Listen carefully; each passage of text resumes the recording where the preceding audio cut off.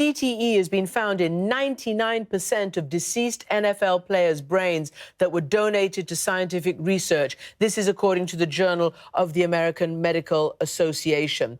It was identified in 110 out of 111 former NFL players. The effects of head injuries has been a top focus for NFL in the past week. The co-chairman of the league's medical committee charged with studying the effects of concussions on players resigned yesterday without giving a reason. It's not just the big concussion you have to worry about, or concussions. It's those hits at the line where you just get into somebody and it's a little jolt. Those happen more frequently than the big time hit. You look at some of the old players who have played this game and look at the problems they're suffering right now with dementia and Alzheimer's. It's pretty evident to see that it had some effect on them. And you could beat around the bush and you could run a survey and another survey of this, there, and there and say that. But right now, the league has to do something about it. A concussion is a type of traumatic brain injury that is also known as a TBI. It is caused by a bump, blow, or jolt to the head, or by a hit to the body that causes the head and brain to move rapidly back and forth. This sudden movement can cause the brain to bounce around or twist in the skull, creating chemical changes in the brain and sometimes stretching and damaging brain cells. Symptoms may include headache, confusion, lack of coordination, memory loss, nausea, vomiting, dizziness, ringing in the ears, sleepiness, excessive fatigue, and delayed responses to questions. I just think that until you've had a concussion, you really, can't imagine how that feels. It's like an out-of-body experience. That's really what it is. I've had times where I've been hit immediately and I've seen stars like in the cartoons, where you'll see stars. I've been hit where I've seen black spots. I've been hit where I see two of you. Do you have any idea how many concussions you suffered in your career? 500 or more. I'm sorry, I thought you said 500. 500. 500 concussions. Or more. The old saying in football was, I got my bell rung. Well, having your bell rung, seeing stars, seeing fireworks, ringing in the ears, things of that nature, hundreds, maybe thousands of times I could say that happened to me. And that's what we're starting to discover is a concussion. And so that's very frightening, and it's not a good thing. So I'm very fearful of what the future will bring. An apparent suicide by a powerful athlete. A beloved NFL star apparently took his own life today. What is your boyfriend's name? Junior Seau. Linebacker Junior Seau died today in an apparent suicide. Where did he shoot himself? I can't tell, man. It looks like in the heart. Untimely death of Junior Seau is provoking questions. As the news broke, the question emerged. Did CTE play a part in Junior Seau's death? A star quarterback for Washington State. Hilinski has time. Pass complete. A beloved son, brother, and friend. The 21-year-old took his own life just 5 months ago. His parents telling Hoda Kotb that's when the Mayo Clinic asked to do an autopsy. We immediately said, sure, we'd like to know what we can find out. The results were shocking. Hilinski's brain showed signs of CTE. The medical examiner said he had the brain of a 65-year-old. In the wake of all controversy of concussions in the early 90s, the NFL created a medical team composed of many doctors called the Traumatic Brain Injury Committee, also known as the MTBI. This committee was headed by Dr. Pillman, who lacked any medical training or experience relating to concussions or brain injuries. Dr. Pillman became the spokesperson who said it was okay to play in the NFL after a concussion. He was quoted saying, "Playing after concussion does not involve significant risk of a second injury either in the same game or during the season." The claims he made completely contradicted all other research done by doctors not affiliated with the NFL. The MTBI played a significant role in the NFL's deception of players and risks affiliated with concussions.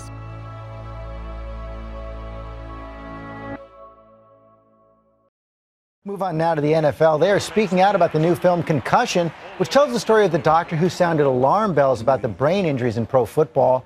The league wants people to know everything it is doing to make the game safe, and ABC's Ryan Smith has this exclusive report. Do you want fans to see this movie? I think that there's a benefit to this movie. It's that we're going to elevate the conversation around the health and safety of our game. When a movie like this comes out and fans or maybe others say, this is a sign that the NFL tried to cover things up before, how do we know that they're not giving us all the information now? I say take a look at what we've done.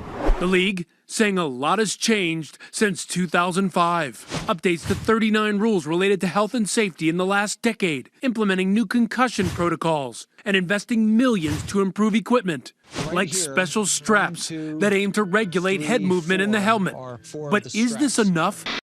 To me, I think it's sad that it took an outside source to bring in the commissioner of the NFL, Roger Goodell, and sit down and ask all these questions. All of a sudden, it hits the front pages of the newspaper. It's a big story. Don't forget, remember when steroids? It took someone else to bring it to the front pages. And then, instead of being proactive, the NFL is a billion-dollar empire, billions.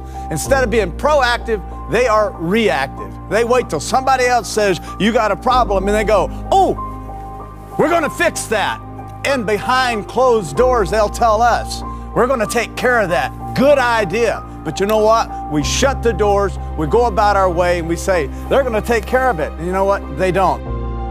Is this a bad look for the already scrutinized NFL concussion protocol? Absolutely. I think I've said to you before, at some point, I think the NFL has to do away with the concussion protocol. This is a joke at this point. When players, we've seen it all year with Russell Wilson going in for a second and a half into the concussion tent, then coming back out.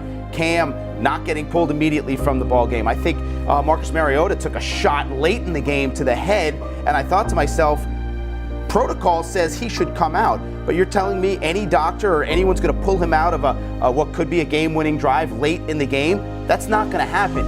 I think at some point, the NFL has to stop pretending that they care about concussions. They don't. They care about having your biggest players on the field in the biggest moments, which is what Cam was. It's clear that this system is broken. Mike Webster, my former center, passed away. A lot of head problems. A lot of living in a car, living under a bridge. NFL take care of him? No, not at all. And that's why this bothers me. I'm not so sure they really care that much about these players. Well, hold on. How many times are we going to have this discussion on Monday? How many times are we going to This is the fourth time this season. How many times are we going to talk about whether it's a reaction or overreaction? Whether it's Russell Wilson or Tom Savage or Jacoby Brissett or Cam. Every week we talk about this. That means it's wrong. enough. You're right. But see, that's what I'm saying. So what does overhaul mean? You got to, that means whoever has to be some hard lines. Right, exactly. So whoever was responsible, they're going to have to face some serious consequences then, right? Because that's the only way, that's the only overhaul that's left. Here's what we could say. Overhaul, they don't have it right. Right. They don't have it right. Yep. I think this is do what you have to do to get it right. This is a human error issue. This isn't a protocol issue. This is people who aren't willing to make the decisions issue. Well, the problem is no matter what protocols you put in place, they do no good unless they're implemented. Unless they're applied. That's my point. That's my point. Do we agree that yesterday was a breach of protocol? More than likely, yeah. Absolutely. Absolutely. 100%. Something's wrong. So after all that discussion, after all the times we talked about it, we still have a breach. Okay? It's not good for me to see a young man who was trying to live out the same dream that I lived out, and for it to end like that. And for football to be some type of cause that people would have to be concerned about football players as we get older, that we might become violent, that we have a tendency to hurt other people. Man, I don't want to be painted with that brush. I don't want to be a part of that. I can't tell you that I'm not scared for my future. I had a tough time sleeping last night, and it's just a sad reality to see a game that is literally killing people's brains. I mean, you think about a lineman that's sitting over another man, and every snap they're colliding heads. That's the part of the football game. And if you're a linebacker, even when the ball's not coming your way, you got a gap to fill, right? If you're a safety on the backside of a run, you got to go down into the box with guys that weigh 320 pounds, and you got to fill that gap. The league did not do what it needed to do in order to properly inform players of all risk, and they did not inform the public either of real consequences of multiple concussions. When you're lying to people and you're not being real with what their diagnosis is, I have an issue with that. Now that we know, I just want the owners to acknowledge that if there is a link between CTE and NFL football, and I'm cool, and then let the guys make whatever decision they want to play or not play, leave early or stay late, let that be on them. But just acknowledge. I just want the owners to acknowledge